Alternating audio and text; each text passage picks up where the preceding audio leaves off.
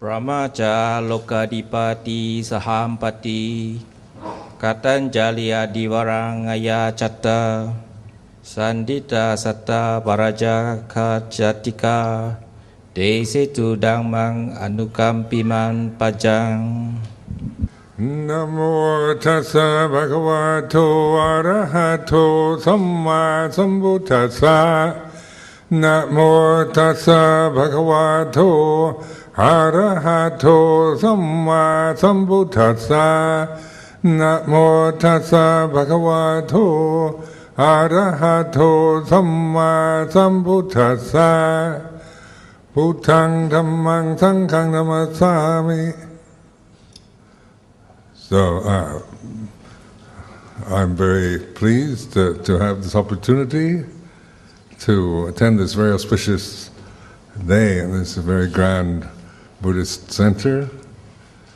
To see my respects to all the Sangha members assembled here, and to all of you who have this interest in teaching practice of Lord Buddha. And of course, this is a very impressive building, and to see the interest in Buddha Dhamma growing in Malaya like this is, I never expected to see anything so impressive, actually.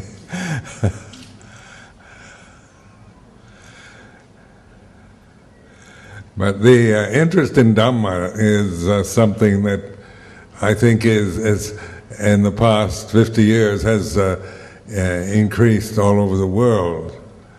And the word Dhamma, of course, is a significant word because in English we don't have any really exact equivalent to it. And it's a Pali word, and it means best translated as the truth of the way it is. It's not about some kind of abstract truth or some esoteric teaching of any sort.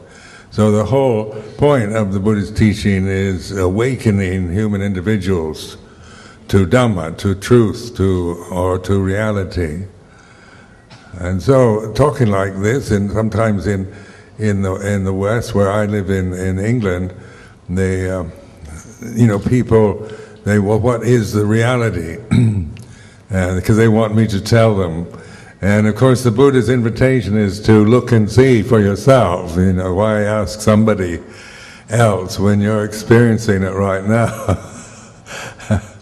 So it's as simple as that, but yet notice the human condition is one in which we see ourselves always in terms of the conditions, attachment to conditions, attachment to the physical appearance we have, and to the cultural attitudes and religious attitudes, personal identities. Everything becomes more than what it is. And so the practice of meditation as encouraged by the Buddha, the samatha vipassana ways of meditating are ways of developing a sense to experience for yourself this completely awakened consciousness in the present moment. When I first started practicing meditation in Thailand many years ago, and of course the emphasis was on the three characteristics of existence, of all conditioned phenomena, anicca, dukkha, anatta. And anicca I had no problem with. It seemed obvious, spoke for itself. Dukkha, I could see that. Anatta, I couldn't at all. Because if there's any one thing I felt is that I'm here, this is me, and why should I deny it, I am a separate person, a personality, an individual, a physical form. And to say that I don't exist sounds ridiculous. And then that's from the very conditioned mind of seeing myself through the the ego, the sense of my identity, my self-worth in regards to my experience of life, and my appearance, nationality, social status, religion, educational qualifications, gender of the body, age, all the rest create this sense of this is what I am, this person, this separate individual person. And so anatta was the kind of enigmatic, the enigma of, for me, because even though I didn't, I wasn't kind of saying it's not true, I didn't quite understand what the point was. And then over the years, training in monastic life with Luang Por Chah, and actually beginning to investigate the self-view, the sense of self as I experienced it in my daily life, I could see, how I began to observe how this awareness was one thing, and the emotional habits, the memories that would arise and cease, the identities, the cultural assumptions, everything would arise and cease according to conditions, and they were always changing, and that one couldn't find anything in these conditions that had any permanent soul or self, or they are what they are, but they are in the state of flux, of change, and that which is aware of change. Then, of course, to be really aware of change, you have to give up thinking about it and be the mindfulness itself, be the observer, the knower. So this is very direct and it's very simple, but human beings are not simple. We're very complicated. And coming from my background from the United States, complicated personality that I imposed on experience of life was the very thing that I could relate to as suffering. Because as I grew older, and when I was a child, life was quite simple, and then because I was discovering life, and I didn't have a lot of complicated views or opinions about anything, just learning, experiencing, investigating the things around me.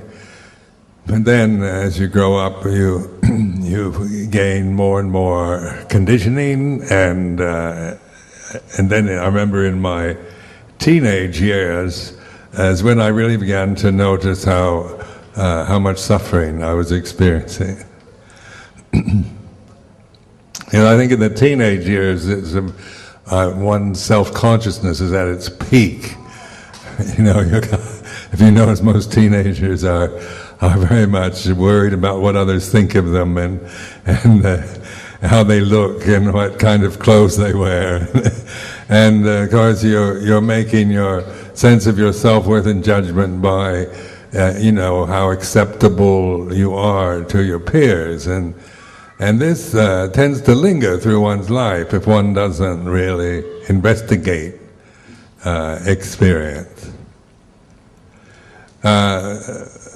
I found the life of a Buddhist monk a great opportunity to do this, because this was the whole point of being a bhikkhu, according to Luang Por Chah, was to find out for yourself and to cultivate the path of awareness.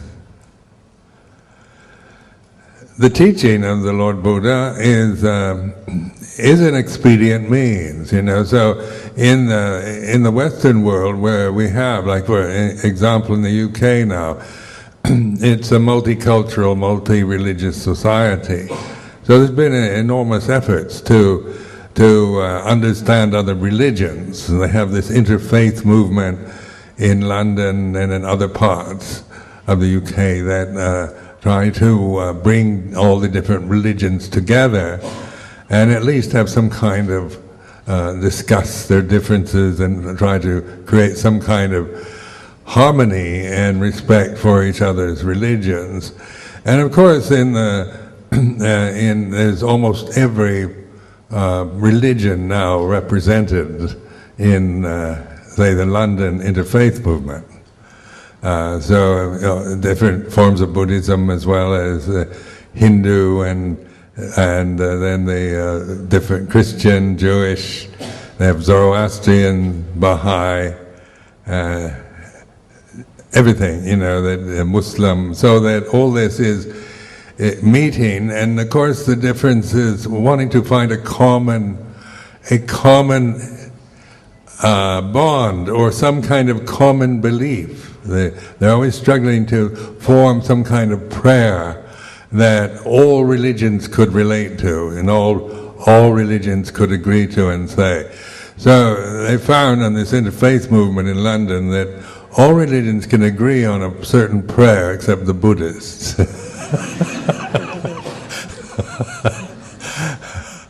So then the accusation is that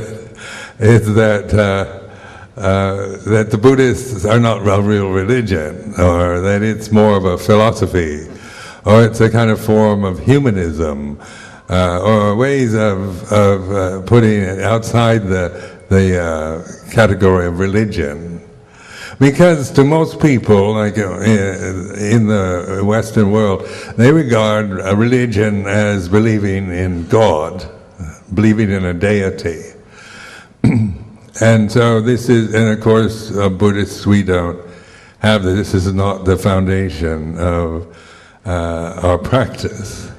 So it does put us almost in the opposite. They almost accuse us. Some would even consider us atheists, which is now quite respectable in Britain to be an atheist. So it's not like you're going to be persecuted. But there's always a desire to label and fix you into some kind of category. And Buddha Dhamma doesn't really fit totally into any category. So is it a religion, is the question. And then tracing the word religion back to its Latin roots, religio, it means, literally means in Latin a kind of a conventional means to bind you or to the ultimate reality. So it is, in this sense, Buddhism is a religion, because it definitely does that. And then, it's not bind you and a kind of tie you, but it's a way of pointing at the ultimate truth, or whether you call that ultimate truth, or in theistic religions, it's always a form of has a paternal aspect to it. So a belief in God is the way Christians tend to regard religion. Now, in the Buddha Dhamma, there's not a denial of God. It's not like, it's criticizing that, but it doesn't approach that subject. It's not the kind of modus operandi. It's not the basis for being a Buddhist. There are gods in the scriptures, deities and devatas. But this isn't the same thing as what the Christian, Muslim, Jewish see as God, you see. So then saying that I definitely see the Buddha Dhamma as a very clear religion in that meaning of its original meaning. It's not a theistic religion. Now, theistic religions tend to start with a creed of some sort, so I believe. And then Buddha Dhamma starts with Buddha's first sermon after enlightenment, and there is suffering. So this is quite interesting juxtaposition, because when I was brought up as a Christian, we had to learn the creed. When I was a child, I can still recite the Nicene Creed for you if you want. something you never forget. But so it starts out, I believe in God, and so this was, this was the beginning phase. This is what you start with, and then in Buddha Dhamma, of course, it's in terms of the actual unique teaching of the Lord Buddha. He taught there is suffering, there are the causes, the cessation, and the way of non-suffering, or the path, or the Eightfold Path. Now this is very interesting, why the Buddha used something so ordinary, so banal, so common as human suffering, as a noble truth. Because, because why don't you talk about love, or universal love, or something inspiring? This suffering bit sounds very depressing. Because it's easy to misinterpret the intention of the Buddha as some kind of just person who's teaching a depressing way of looking at life. But the very statement in the Pali tradition is it's a statement. It's not saying everything is, or there's only suffering. It's a statement that's quite obvious. It's a fact. We can all see that ourselves. It's not a matter of believing in it, it's just recognizing it. So there is suffering, and then of course the way to be free from suffering. Well, sometimes in the interfaith movement they never get to the fourth noble truth. They just stop at the first one, because that's the first thing they encounter.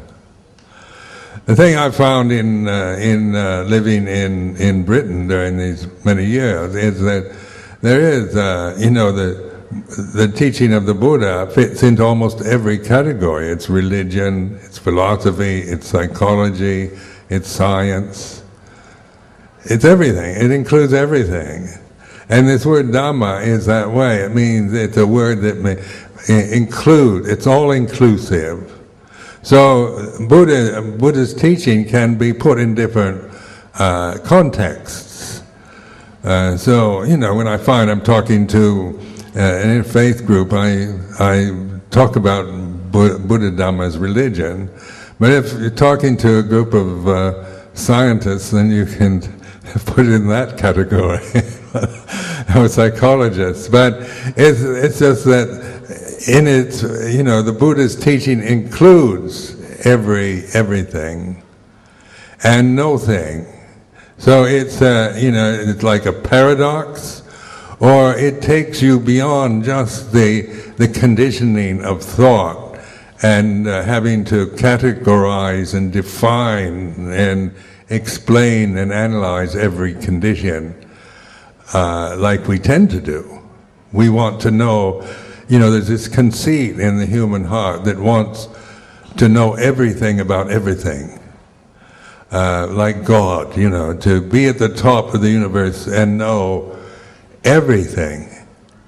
And so that, we're trying to desperately now to learn more, increase our brain power, increase our knowledge, to know more and more about everything that we can possibly know about. But it just goes on and on and on.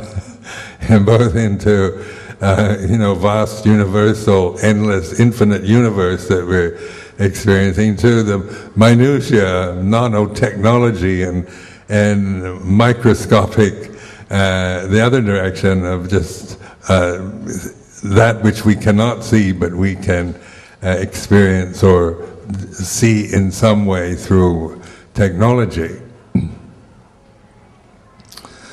So this direction of always seeking something outward. Now notice that the human in your own lives, how the tendency is always to seek happiness as something you find outwardly, or seek security, or this movement because of the nature of our human state of looking outward and trying to find. Even in theistic religions, it's easy to interpret them in terms of finding God as some external force out there, and yet in the mystical form, say, of Christianity, it's about seeking God within, and yet the conditioning, the cultural conditioning, and the thinking process tend to encourage this movement outward, to always look for something external, either in the sky or on the planet or in another country or another person. Now, this is, and then the Buddha's teaching in his teaching of Dhamma is more directing the attention inward.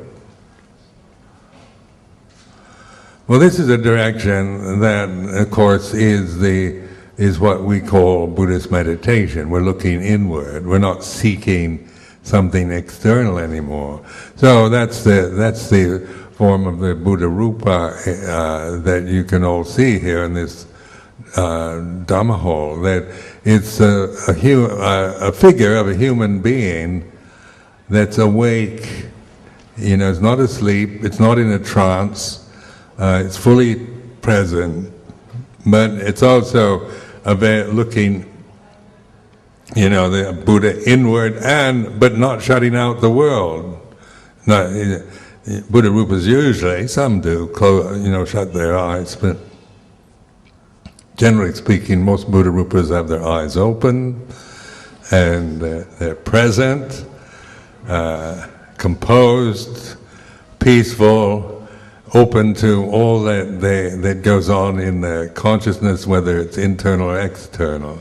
Well, this is an example of how to regard a Buddha image, Buddha Rupa, because it is an iconic form, a religious form. The Buddha never established Buddha Rupas. He did not, there were none at his time, and they came hundreds of years later. And so sometimes purists say Buddha never allowed Buddha images, and and they condemn us for not being true to the Buddha's teaching, because they see it in a certain way, as Buddha Rupas, as maybe another form of idol worship. But also, I personally, this is a personal take on Buddha images, I really like them. And I think, iconic, religious iconic forms, to me are, they're very helpful in reminding myself. When you look at this image here, this Buddha Rupa, you can look at it aesthetically. You say, oh, it's beautiful, or I don't like it, or whatever. You can see it in terms of aesthetic taste, or you can just dismiss it, and like what I was saying before, Buddha never, he never had Buddha Rupas at his time, and that came later. And so we can say we shouldn't have any. That's one way of looking. You can look at them as just part of a tradition. Well, that's the way Buddhists, so we just accept the package. We can form our own opinions, and according to our own tastes or tendencies. But in terms of developing mindfulness and meditation practices, I found them as rather significant, because when I look at the Buddha Rupa, it always reminds me of Buddha, of Bhutto, of awareness. Then also I found living with these forms, because they are actually peaceful, iconic forms. They're not in a state of passion or excitement, or they're not floating up in the air, living in a different realm. Usually the Buddha's touching the ground, or there's a sense of being grounded on this planet in a human body, but fully present, fully awake.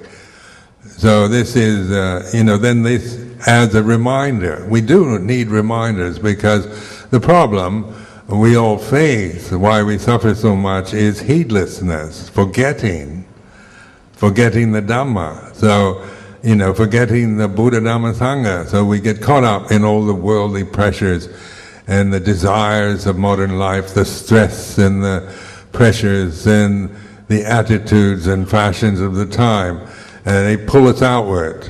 They draw us out into, wanting or not wanting, forming opinions and views. And also at this time there's so much, on this planet, a kind of fear element, an anxiety because of the ignorance that exists in the human heart at this time with this enormous human population that I don't think this planet has ever had to deal with before. And so the human population is enormous and ignorant of Dhamma. Even though we're educated, we know about things, but not about Dhamma.